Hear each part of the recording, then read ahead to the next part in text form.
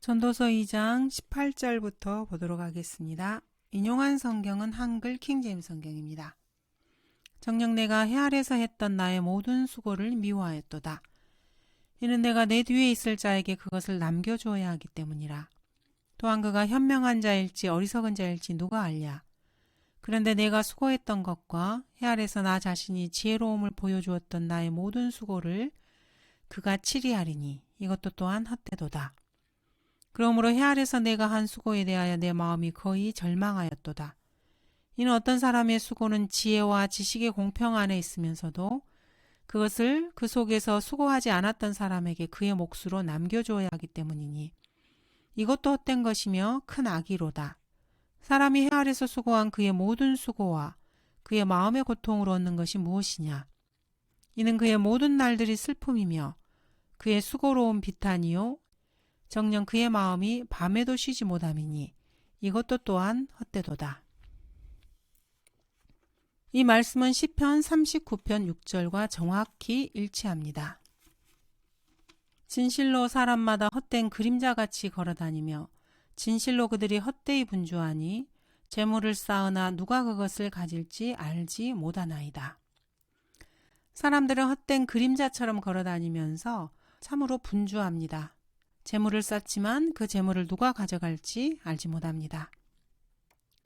아버지가 죽으면 아들이 그것을 이어받습니다. MR 디안 박사의 사역을 그의 아들 리처드 디안은 유지하지 못했습니다. 밥 존스 시니어의 사역과 그의 아들 밥 존스 주니어의 사역 사이에는 닮은 곳이라고는 전혀 없습니다. 찰스 풀러는 킹제임스 성경을 지지하는 일을 게을리함으로써 자신의 복음주의적 열정마저 쓸모없게 만들어버렸습니다. 그의 아들 댄 풀러가 그의 사역에서 복음주의와 구령하는 일을 완전히 치워버린 것입니다. 빌리 썬데이의 아들들 중에서는 아무도 빌리가 했던 일을 계속하지 못했습니다. 댈러스 빌릭턴과 오스왈드 스미스 왕국의 상속자들인 찰스 빌릭턴과 폴 스미스는 비탈길을 내려달려서 어둠 속으로 들어가 버렸습니다. 마틴 루터와 존 웨슬리에게는 후계자가 없었습니다. 조지 히필드나 드와이트 무디 역시 마찬가지였습니다. 데이비드 하일즈는 자신의 아버지 잭에게 아무런 도움이 되지 못했습니다. 화가였던 빈센트 반 고우는 성경을 설교했던 자신의 아버지 데오도르 반 고우를 대신하지 못했습니다. 이와 마찬가지로 조지 노리스는 제이 프랭크 노리스를 대신하지 못했습니다.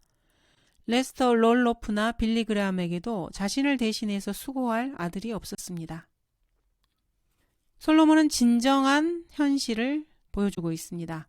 바로 비관론자의 부정적인 관점이 그렇습니다.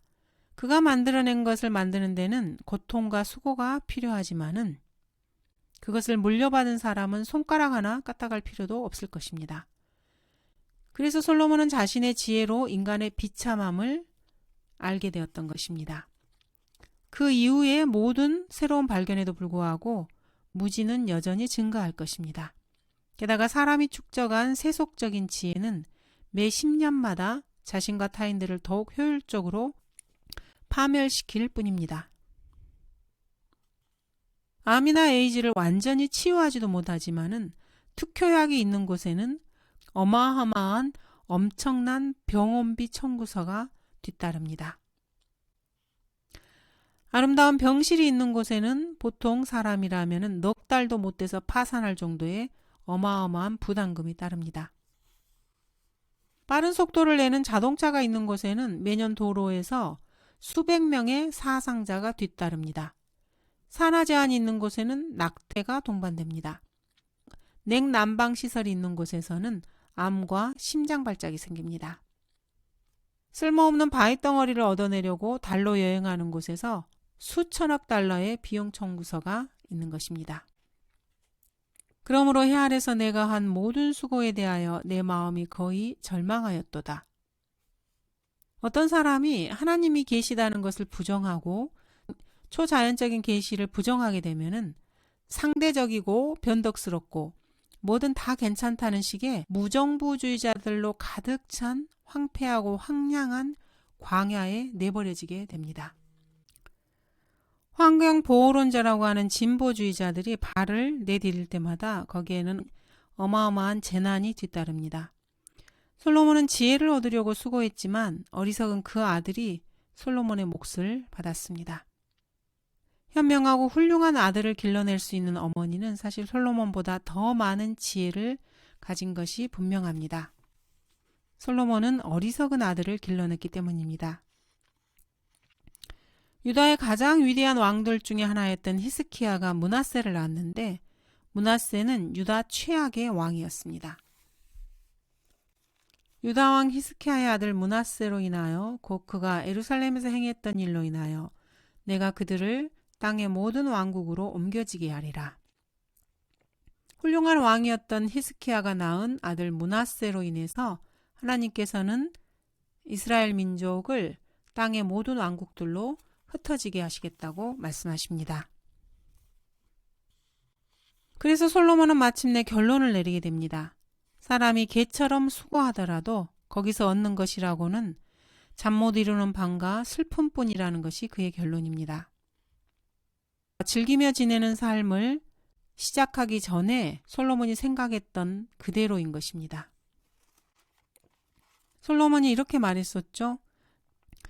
내가 내 마음에 숙고하여 말하기를 보라, 내가 위대하게 되어 나보다 먼저 예루살렘에 있었던 모든 자들보다 더 많은 지혜를 얻었노라 하였나니 정녕 내 마음이 지혜와 지식에 큰 경험을 하였도다. 내가 지혜를 알고 미친 것과 어리석은 것을 알게 하여 내 마음을 썼으나 이 역시 영의 고통임을 알았도다. 솔로몬은 지혜가 어리석음과 웃음, 활락, 쾌락과 어떤 관계가 있는지 연구하던 중에 결국 빙빙 돌아서 제자리로 돌아왔습니다. 즉 이것도 또한 헛되도다는 결론을 내린 것입니다. 솔로몬이 이렇게 애쓰는 동안에 성경 변개자들은 계속해서 진리를 변개시킵니다. NIV에서는 헛되고 영의 고통이었다는 말을 제거함으로써 사람 안에 있는 사람의 영이 마치 전혀 고통받지 않는 것처럼 해놓았습니다. NIV에서는 고민과 수고가 사람의 영에 영향을 미치지 않습니다. 또한 15절에서 일어나는 도다를 없애버리고 일어나리라로 바꿔버렸습니다.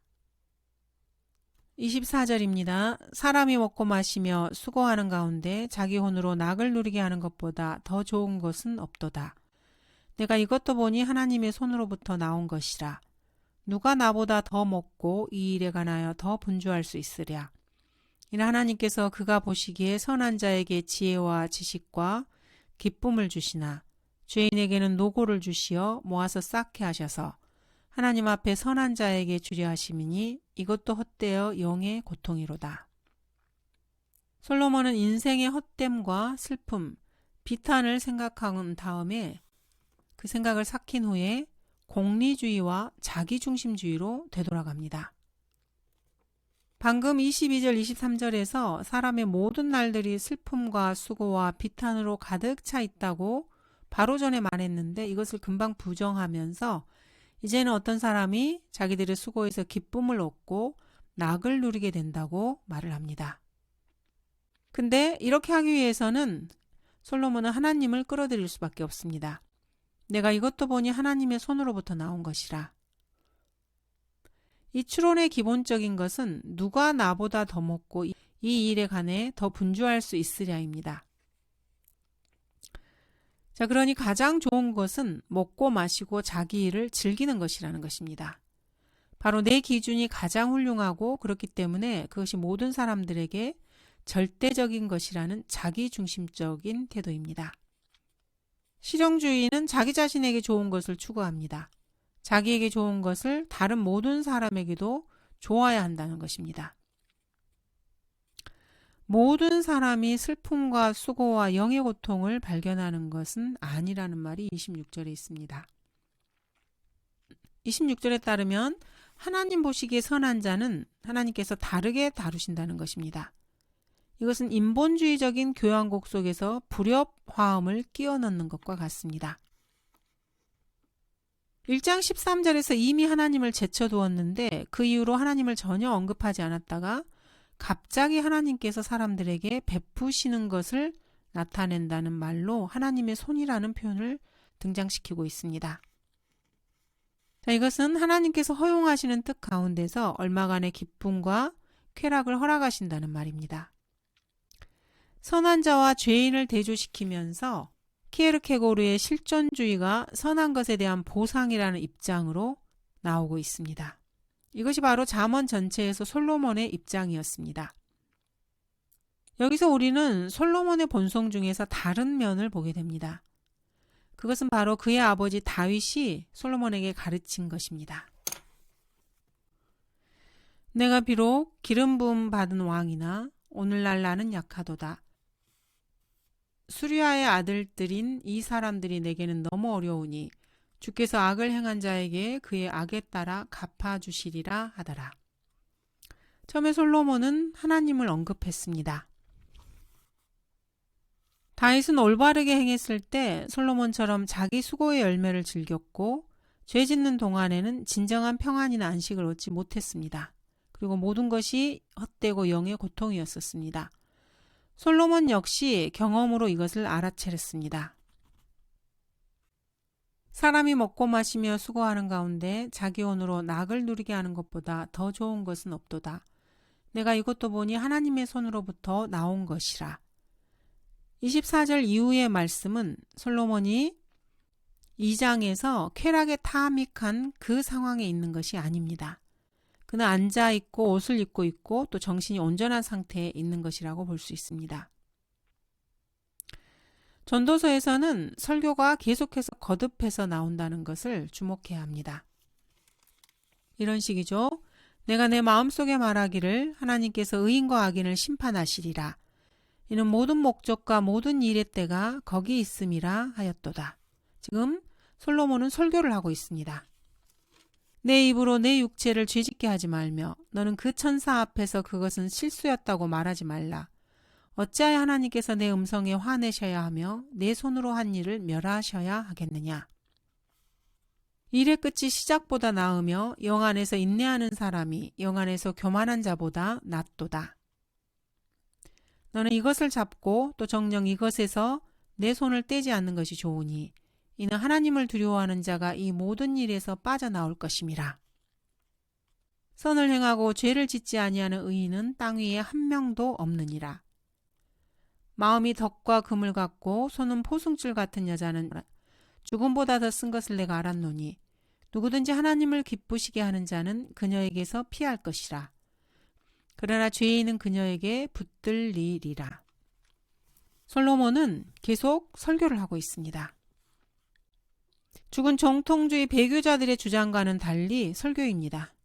표킹의 주장과도 달리 설교입니다. 표킹은 이 전도자, 즉 설교자라는 말을 선포자로 바꾸기도 했습니다. 성경에 이 용어를 두려워하는 것입니다. 자, 솔로몬은 지금 설교를 하고 있습니다.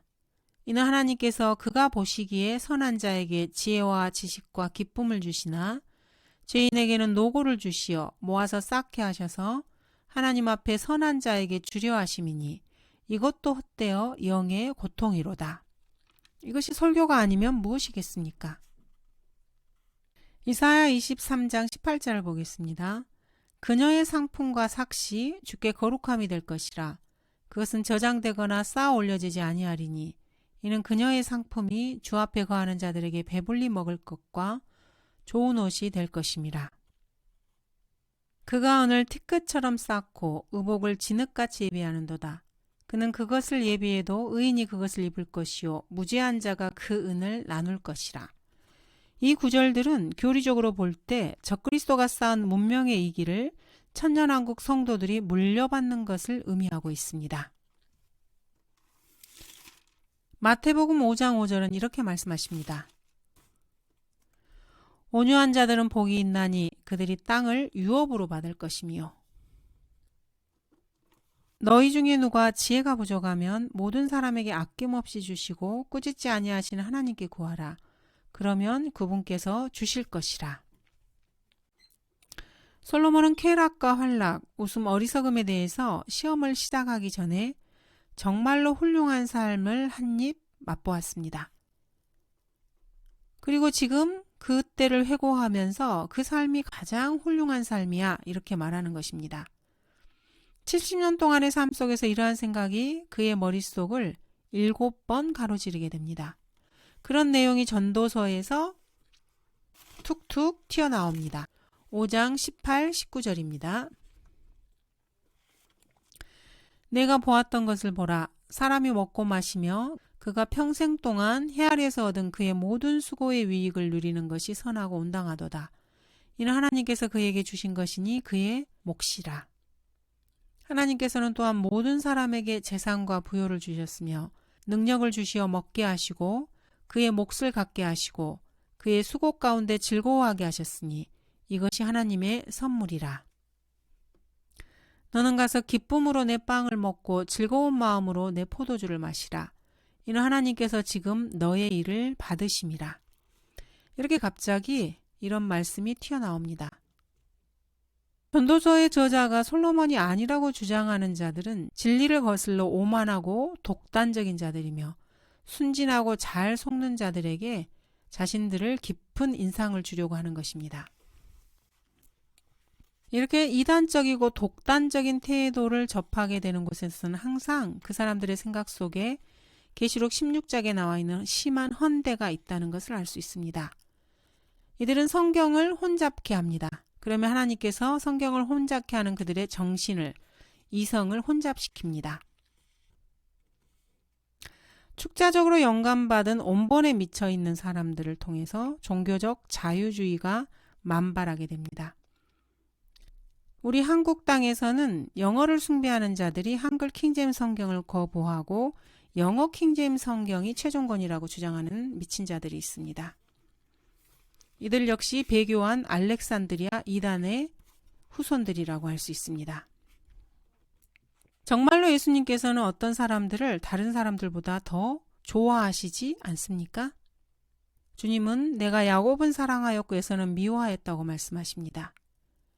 또 그리스도께서 교회를 사랑하셔서 교회를 위하여 자신을 주신 것 같이 라고 말씀하시며 나는 세상을 위하여 기도하지 아니한다고 주님은 말씀하십니다. 그러자 예수께서 그를 쳐다보시고 사랑하시며 라고 말씀하시고 예수께서 사랑하시는 제자라는 표현도 있습니다. 또 바리새인들을 향해서는 너희 뱀들아 독사들의 세대야 라고 말씀하셨습니다. 주님께서는 먼저 독보리를 모아서 불사르기 위하여 단으로 묶는다고 말씀하십니다. 또 요한복음 13장에서는 예수께서 자기 사람들을 사랑하시되 그들을 끝까지 사랑하셨다고 말씀하십니다. 부정적인 설교가 등장하면은 호전적인 근본주의자라는 자들이 현대주의자들과 자유주의자들로 갑자기 둔갑을 해버립니다. 믿음의 근본사항을 주장하는 이 근본주의자들은 자기 학교나 자기 교회에 돈을 기부하는 교육받은 기독교인들의 압력을 결코 이기지 못합니다. 이들은 미지근하고 타락한 보수주의자들입니다. 자신의 생계비를 지급해주는 지역교회를 환하게 만들 수 없다는 것이죠. 불신자 위에는 하나님의 진노가 머물러 있습니다. 하나님께서는 그런 사람들을 좋아하시지 않습니다. 그것은 불가능한 일입니다. 예수님께서는 베드로와 야고보와 요한을 다른 제자들보다 더 좋아하셨습니다. 주님께서 이들을 좋아하신 것처럼 헤롯과 빌라도를 좋아하셨다면 왜 그들이 묻는 말에 아무런 대꾸도 하지 않으셨겠습니까? 5명의 남자와 어울리며 간음했던 여인과 주님은 대화를 해주셨습니다.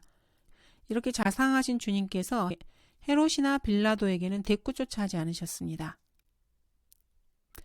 자신을 구원해 주신 주 예수 그리스도의 성품도 이해하지 못하는 사람들이 많이 있습니다. 구원받았다면 말입니다.